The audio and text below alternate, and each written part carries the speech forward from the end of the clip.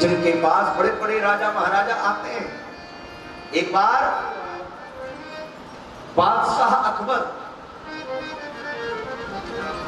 उस समय पर दिल्ली से चल करके उसे बताया तानसेन ने कि महाराज एक दिन तानसेन का कोई संगीत कार्यक्रम करवाया बादशाह ने, तो बड़ा सुंदर लगा। बादशाह बोले कि भाई इतना सुंदर गाते हो तो कहां से सीखा, लोग पूछते हैं।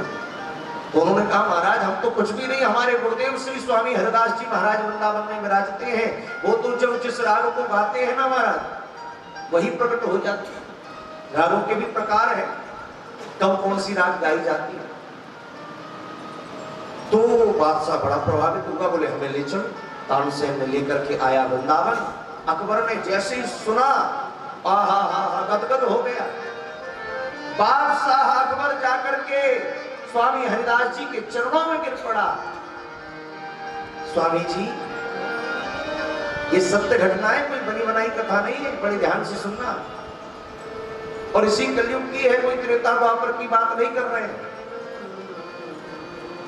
आकर चरणों में गिर पड़ा बादशाह और कहता है स्वामी जी मेरे लायक कोई सेवा बताइए, कोई सेवा ऐसी बता दो जो मैं कर सकूं।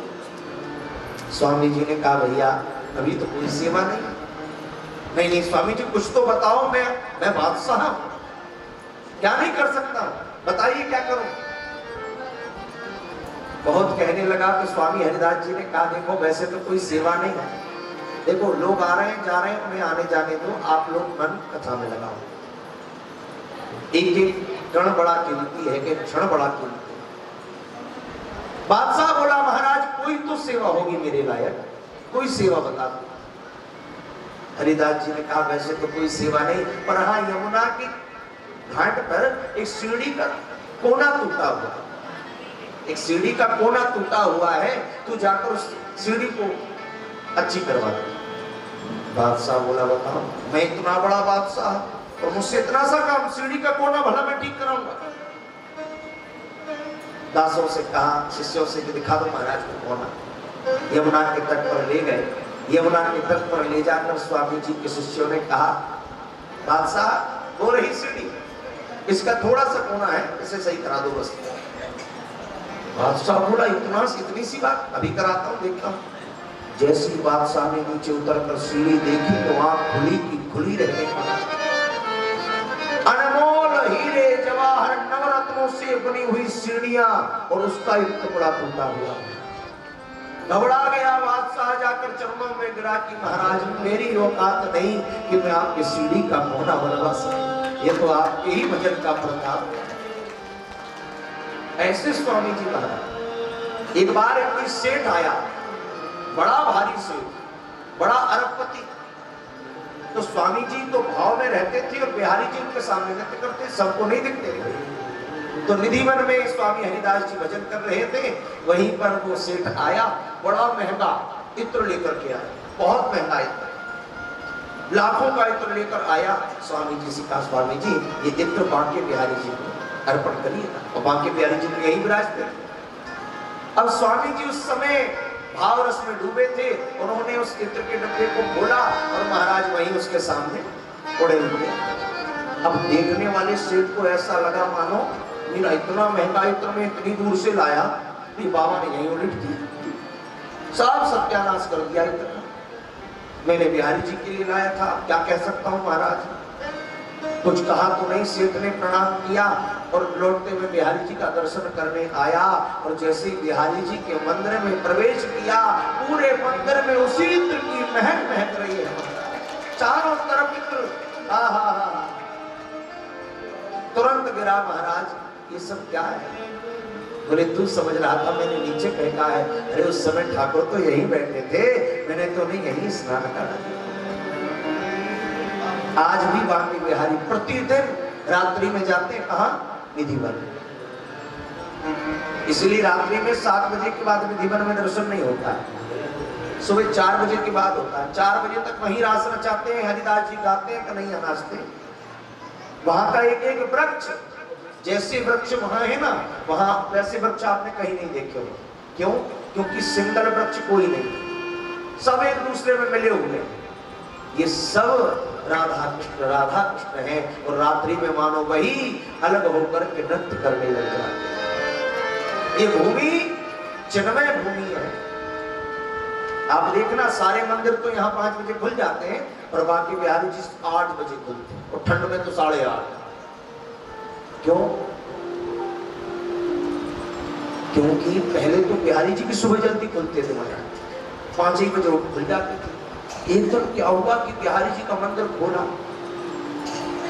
तो हाथ का एक कड़ा नहीं था। आपने एक चीज और देखी होगी, सारे मंदिरों में तो ठाकुर जी बंसी धारण करते, पर बिहारी जी हमारे बंसी धारण नहीं करते। साल में एक दिन शरद पूर्णिमा के दिन ही बंसी धारण करते। क्यों? क्योंकि उनकी बंसी निधि बन में ही रहती।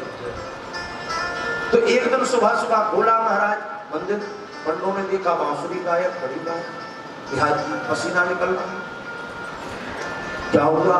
पता किया कि महाराज रात्रि में ठाकुर जी जब 4 बजे तक ठुमका मारते हैं निधिवन में और 5 बजे तुम दरबज्जा खोल दो तो कहां से स्वस्थ मिलेंगे?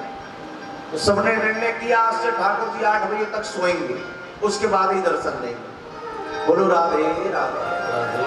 तो बिहारी जी आज भी 8 बजे के बाद ही खुलते हैं। कभी ठाकुर जी के चरण का दर्शन नहीं होता है। कब होता है? चलो जी चलो वृंदावन, बांके बिहारी के करेंगे दर्शन। स्वामी रसिका पालन जी ने इस भाव को गाया था और वो कहते थे चरण दर्शन। क्यों? बोले कब होते? बोले अक्षय तृतीया के दिन। आज है अक्षय नवमी और एक आती है अक्षय तृतीया, उस दिन सिर्फ ठाकुर जी के चरणों का दर्शन होता है, साल में नहीं होता कभी। तो ऐसे बिहारी जी हैं तो जब दर्शन करने जाओ तो बड़े भाव से दर्शन करो। ये कोई मूर्ति नहीं है, ये साक्षात श्री विग्रह। अष्टयाम सेवा होती है ठाकुर जी, अष्टयाम। कितनी भीड़ हो चिंता मत करना। और एक बात बताऊं, हम देख पाए ना देख पाए, लेकिन वो बिहारी जी को हमें देख ही ले। कितनी भीड़ हो।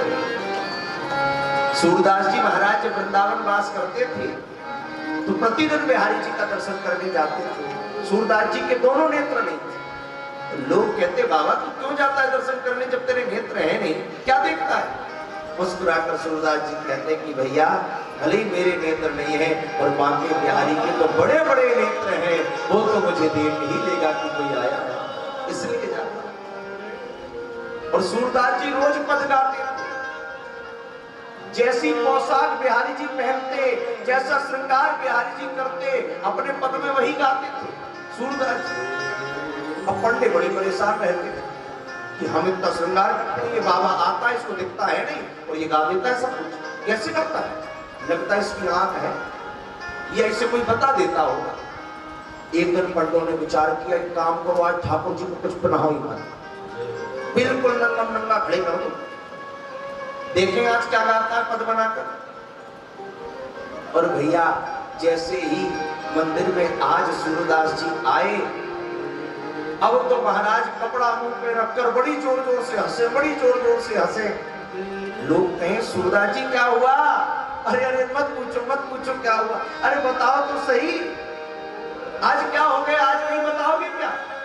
रोज तो बड़ा गा गा के बताते हो, पीली पोशाक है तो ऐसी झगुलिया है तो ऐसी बांसुरी है, आज गाकर बताओ ना क्या पहना है। आज बिहारी जी ने कुछ पहने ही नहीं था, सिर्फ एक मोतियों की माला डली थी गले। उसी समय सूरदास जी ने पद बनाया और गा दिया क्या? आज हरि देखे नंगम नंगा, आज हरि देखे नंगम नंगा, आज हरि देखे नंगम नंगा, आज हरि देखे नंगम नंगा। अब तो हंसकर कहते भैया आज तो ऐसा श्रृंगार है क्या बताऊं, आज से पहले ऐसे देखा ही नहीं है।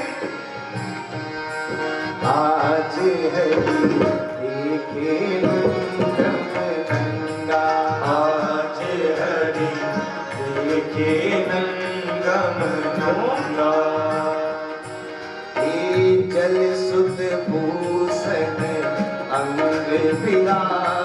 विराजत जल सुत भूषण अंग विराजत। देखो, जल सुत भूषण अंग विराजत। जल यानी पानी, सुत यानी बेटा। जल का पुत्र कौन है? मोती, जल से निकलता है ना। सूरदास जी कहते क्या है यार? जल सुत अंग विराजे, जल सुत भूषण अंग विराजे। बसनहीन छवि उठत तरंगा, बसनहीन छवि उठत तरंगा। बसहीन छवि उठत तरंगा। बसनहीन छवि उठत तरंगा। आज हरि देखे नंगा, आज हरि देखे नंदम नंगा। आज हरि देखे नंगम नंगा। आज हरि देखे नंदम नंगा। अंग अंग प्रति अमित माधुरी, अंग अंग अमित माधुरी। अंग अंग अमित माधुरी। अंग अंग अति अमित माधुरी। रख लजित रति कोटि अनंगा। तिरक रजित अति कोटि अनंगा। भैया ऐसा लगता है करोड़ों करोड़ कामदेव भी आज लज्जित हो जाएंगे ठाकुर जी को देखकर। सूरदास जी कहते हैं निरख लजित रति कोटि अनंगा। निरक रति कोटि अनंगा। आज हरि देखे नंदम नंगा। आज हरि देखे नंदम नंगा। किलकत दति सुत मुख ले मन भरी। किलकत दति सुख मुखले मन हरी।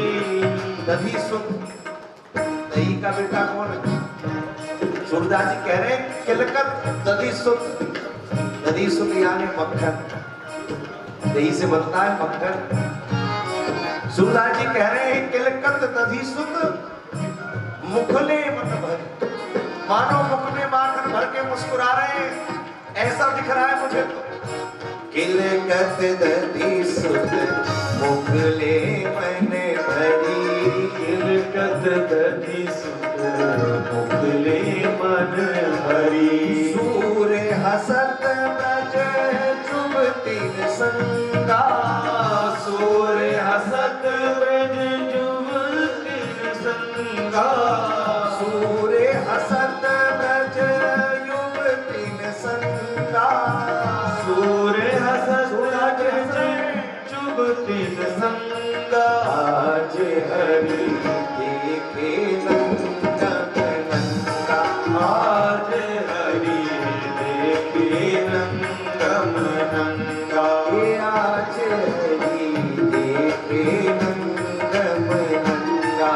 आज हरि देखे नंदम देखे नंदम देखे नंदम।